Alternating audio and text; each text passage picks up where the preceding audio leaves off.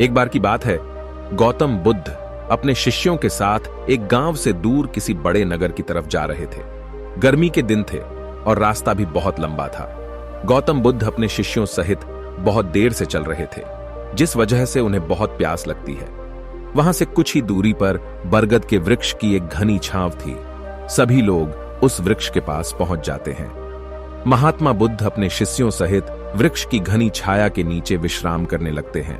बहुत देर से चलने की वजह से सभी का गला प्यास से सूख रहा था। यह बात बुद्ध जानते थे। बुद्ध ने अपने एक शिष्य को कहा, आप इस बरगद की छाया से 20 कदम दूर जाकर बरगद की 2 बार परिक्रमा करके वापस आओ। शिष्य वैसा ही करता है जैसा बुद्ध ने बताया। परिक्रमा के बाद जब शिष्य महात्मा बुद्ध के पास आया तो बुद्ध बोले कि क्या आपको किसी ठंडी हवा का अनुभव हुआ था?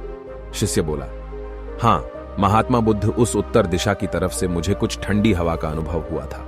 शिष्य की यह बात सुन महात्मा बुद्ध शिष्य से तुरंत बोले कि उसी दिशा में चले जाओ, जरूर वहां से कुछ ही दूर पर एक तालाब अवश्य मिलेगा, उस तालाब से सबके लिए पानी ले आओ। शिष्य उसी दिशा में जब कुछ दूर जाता है तो वहां सच में एक तालाब होता है।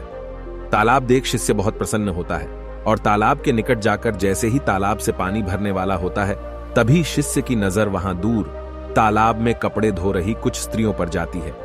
यह देख शिष्य मन में सोचते हैं कि यह पानी तो गंदा हो गया है, लेकिन जब शिष्य ध्यान से तालाब के पानी को देखते हैं कि अभी भी तालाब का कुछ पानी साफ है, इतने में 2 बैलगाड़ी जोर से तालाब के किनारे से होती हुई निकल जाती है। बैलगाड़ी के पहिए तालाब की मिट्टी के ऊपर इतनी जोर से निकलते हैं कि तालाब के नीचे बैठी बहुत सारी मिट्टी तालाब के ऊपर आ जाती है, जिस वजह से तालाब का बचा हुआ पानी भी गंदा हो जाता है।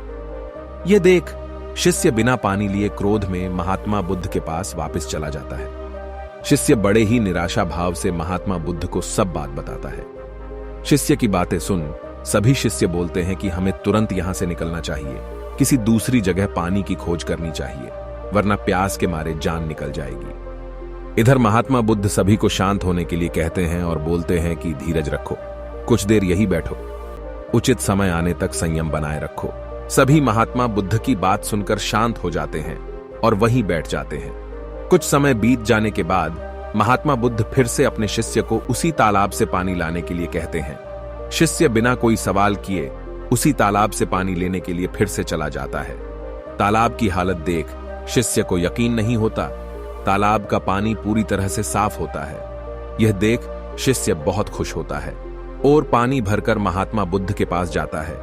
सभी पानी पीकर अपनी प्यास बुझाते हैं, लेकिन अभी भी सबके मन में ये एक सवाल था कि आखिर यह चमत्कार हुआ कैसे? तालाब का सब पानी तो गंदा था। उन्हें लगा कि जरूर ये बुद्ध की शक्ति है। इनमें एक शिष्य ने यह सवाल महात्मा बुद्ध से पूछ ही लिया कि यह चमत्कार आपने कैसे किया? शिष्य का जवाब देते हुए महात्मा बुद्ध बोले कि यह कोई चमत्कार नहीं, यह आपके सब्र का फल है। यह फल है आपके सब्र बनाए रखते हुए उचित समय के इंतजार का। जितनी देर हम सब लोगों ने सब्र किया, उतनी देर तक तालाब के पानी के ऊपर तैर रहे सभी गंदे तत्व और मिट्टी तालाब के पानी के नीचे बैठ रहे थे।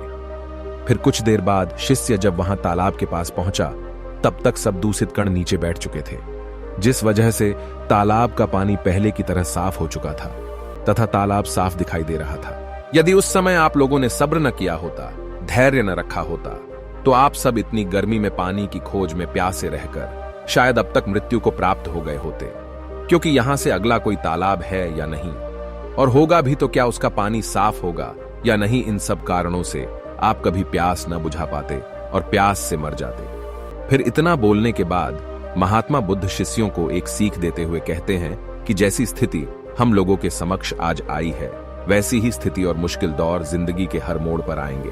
तब उस समय भी आपको ऐसे ही संयम बनाए रखना होगा और अपने विवेक से काम लेते हुए ही आपको एक उचित फैसले के साथ सही नतीजे पर पहुंचना होगा।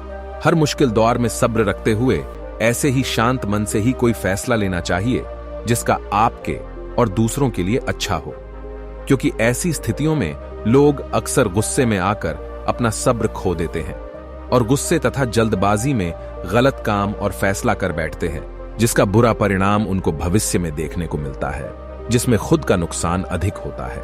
कुछ परिस्थितियां जीवन में ऐसी होती है जहां हमें सब्र बनाए रखते हुए उचित समय का इंतजार करना होता है, लेकिन लोग अक्सर यहीं पर अपना सब्र खो देते हैं और उचित समय आने का इंतजार नहीं करते। जिस वजह से उनको आगे चलकर दुख और मुश्किलों का सामना करना पड़ता है।